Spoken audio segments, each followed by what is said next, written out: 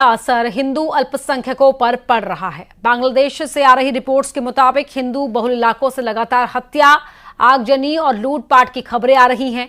हिंसा के बीच हिंदू मंदिरों को भी निशाना बनाया जा रहा है।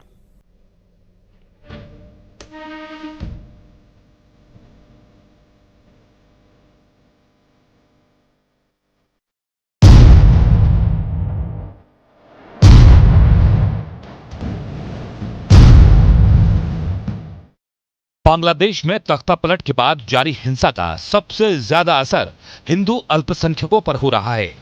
पूरे बांग्लादेश से हिंदुओं पर हमले और उनकी संपत्तियों में आगजनी की खबरें आ रही हैं। हिंदुओं के घरों और मंदिरों को चुन चुन कर उन पर हमला किया जा रहा है। নিয়ে যাওয়ার সময় উল্টো দিক থেকে এসে আমার বাসার মধ্যে ঢুকে, আমার বাবা একজন ব্যবসা করে, সে তার ব্যবসার প্রতিষ্ঠান, আমার ভাই একজন ডাক্তার, ছোট কাকার ছেলে, তার চেম্বারও আমাদের বাসার মধ্যে। এই চেম্বারের মধ্যে ঢুকে আমাদের পুরো ভাইরা চুইরা কিচ্ছু রাখে নাই। আমার কাকাকে খুঁজতেছিল, আমার ভাইকে খুঁজতেছিল, মানে এরা কোথায়। আমার মা বাইরে ছিল, আমার মা শুধু নিরুপায় হয়ে দাঁড়ায় দেখতেছে যে ঘরে ফ্যান বলেন, খাবার জলের জগ বলেন, একটা গ্লাস বলেন, কিচ্ছু রাখে নাই, পিটাই ভাঙে ফেলাইছে। বাবা যতটুকু পারছে ছবি তুলছে এবং বাবারে মারছে, বাবার গায়ে হাত দিছে। আর আমার ছোট কাকা তো পলাই আছে, আমার ছোট কাকাকে ওরা খুঁজতেছে। মানে আমরা কতটা নিরুপায় আজকের এই ছাত্রদের কারণে। আমরা এখন কি দেশ ছেড়ে নিজের জায়গা জমি ছেড়ে কি আমরা ইন্ডিয়া পালাই যাবো, এটা মনে করতেছে সবাই। কেন ইন্ডিয়া যাব? আমরা স্বাধীন দেশে বাস করি না? আমরাও দেশের নাগরিক না? তো তাহলে কেন আমাদের সাথে এরকম হবে? আমরা তো স্বাধীনতা, ঠিক আছে, সবই ঠিক আছে। वर्ल्ड हिंदू फेडरेशन के बांग्लादेश चैप्टर की रिपोर्ट के मुताबिक बांग्लादेश के 39 जिलों में हिंदुओं को बनाया गया निशाना। घरों से लेकर मंदिरों तक में तोड़फोड़, आगजनी और लूट। हिंदू नेताओं की हत्या की गई है और उनके घरों को जलाया गया है। राजनीति से जुड़े हिंदू नेताओं को खास तौर पर निशाना बनाया जा रहा है। हिंदू महिलाओं को अगवा करने की भी खबरें सामने आ रही हैं। बांग्लादेश में मौजूद हिंदुओं के हालात पर भारत में भी चिंता जाहिर की जा रही है। धर्म गुरुओं के साथ साथ विश्व हिंदू परिषद और आरएसएस जैसी संस्थाएं भी बांग्लादेश में हिंदुओं पर हो रहे अत्याचार का विरोध कर रही हैं। साथ ही सरकार से मांग भी कर रही हैं कि बांग्लादेश में हिंदुओं की सुरक्षा का प्रबंध किया जाए। बांग्लादेश में 10% के लगभग हमारे हिंदू बंधु भी रहते हैं। उनकी भी सुरक्षा आवश्यक है। इसलिए वहाँ की सेना से, इस समय जिनके हाथ में सत्ता है, उन लोगों से हम ये अनुरोध करना चाहते हैं कि हमारी हिंदू जनता को कोई परेशानी नहीं होनी चाहिए और उनके योगक्षेम का भी निरंतर ध्यान रखा जाना चाहिए। बांग्लादेश में सबसे ज्यादा अल्पसंख्यक हिंदू ही हैं। ऐसे में उनकी सुरक्षा अब एक बड़ा मुद्दा बनती जा रही है। बांग्लादेश ब्यूरो ऑफ स्टैटिस्टिक्स के मुताबिक देश भर में सबसे ज्यादा 7.95% अल्पसंख्यक हिंदू ही हैं। इसके बाद बौद्ध और ईसाई आते हैं। तख्तापलट के बीच जारी हिंसा के बीच बांग्लादेश में रहने वाले भारतीय अब स्वदेश लौटने लगे हैं। शेख हसीना के देश छोड़ने के बाद बांग्लादेश में हिंदुओं के साथ हो रही हिंसा का असर इनके चेहरे पर साफ पड़ा जा सकता है। बांग्लादेश में तख्तापलट की साजिश में आईएसआई का नाम भी सामने आ रहा है।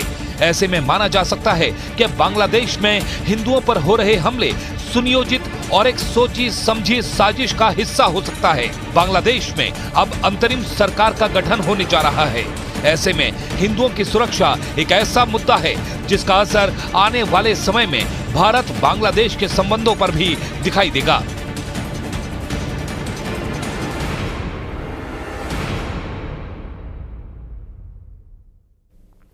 वहीं बांग्लादेश में तख्तापलट का जो मुख्य आर्किटेक्ट इस्लामिक छात्र शिविर है, जो जमाते इस्लामी की छात्र यूनिट है।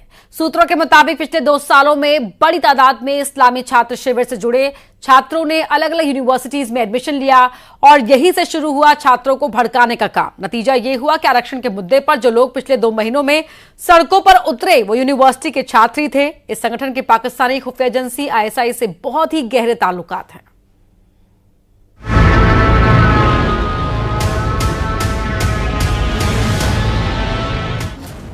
साजिश का किरदार नंबर 2, बांग्लादेश का संगठन जमाते इस्लामी।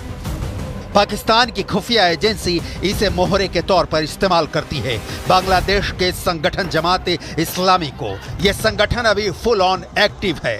बांग्लादेश से शेख हसीना की सरकार को उखाड़ फेंकने में सबसे बड़ा रोल जमाते इस्लामी के छात्र संगठन इस्लामिक छात्र शिविर ने ही निभाया है। आरक्षण के खिलाफ पिछले 2 महीनों से सड़कों पर धरना प्रदर्शन कर रहे छात्र इस्लामिक छात्र संगठन के ही हैं। दावा किया जा रहा है कि पिछले 2 सालों से बांग्लादेश के अलग अलग विश्वविद्यालयों में इस्लामिक छात्र शिविर के कई कैडर भर्ती हुए हैं। यहीं से विश्वविद्यालय के छात्रों को भड़काने का काम शुरू किया गया।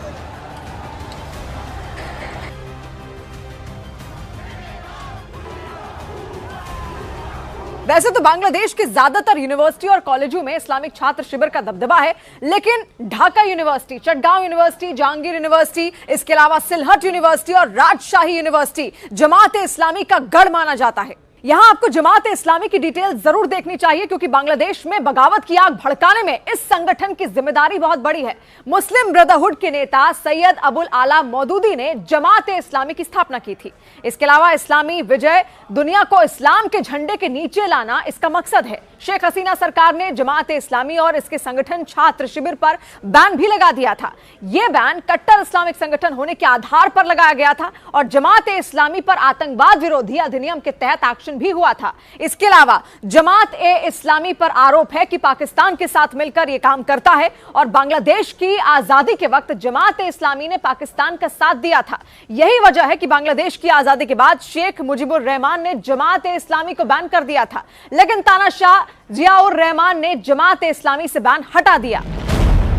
साजिश का किरदार नंबर 3, पाकिस्तान की खुफिया एजेंसी ISI।